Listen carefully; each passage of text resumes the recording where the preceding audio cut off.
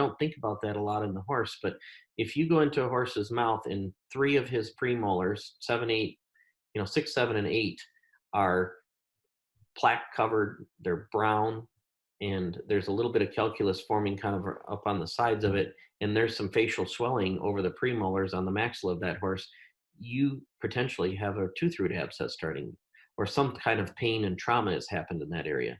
So use colors, look for those things, because horses really don't get a lot of, the younger horses, middle-aged horses, don't get a lot of calculus buildup generally if they're masticating well.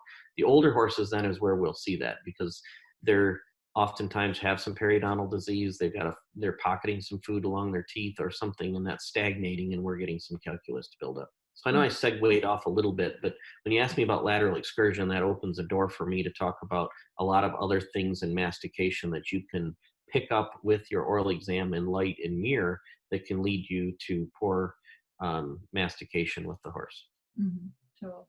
The other thing that often, and I know this is your pet subject, EOTRH, often, especially in the really severe cases, you can diagnose that just on visual exam of the incisors and the canines. The more milder cases need radiographs, but EOTRH has really only become, I guess, known well in the industry in the last sort of 10 to 15 years, and there's still so much we don't know about it.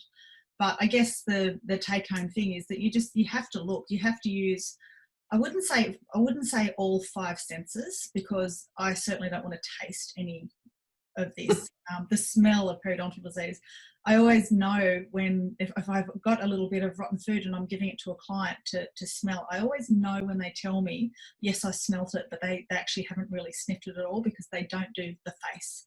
You know what I mean? The face, where when they really smell it, their facial expression gives everything away, because it's just such a horrible smell. Yeah, and when EOTRH is kind of its own entity, really. It's tooth resorption. So, all mammals pretty much can get tooth resorption in some form, and there's 7 different types of it.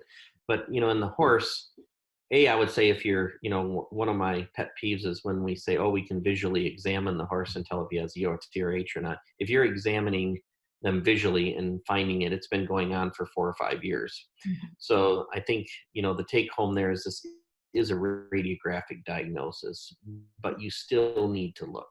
I get people that, will send me radiographs, and I say, well, is there perilous lesions? Is there gingivitis? Is there lots of other changes to the mucosa? Because I think we've gone from worried about extracting teeth on the horse to now taking out any tooth that we think might have EOTRH. And I think there's some of these horses that, and a lot of it's because we don't have the research behind it in enough cases yet to really know. But suffice it to say that I think there are some of those horses that are doing just fine with some resorption radiographically that is not communicating with the oral cavity. So bacteria in plaque and calculus aren't making their way up into these resorptive lesions. And that's when I think everything really starts to go south for that tooth.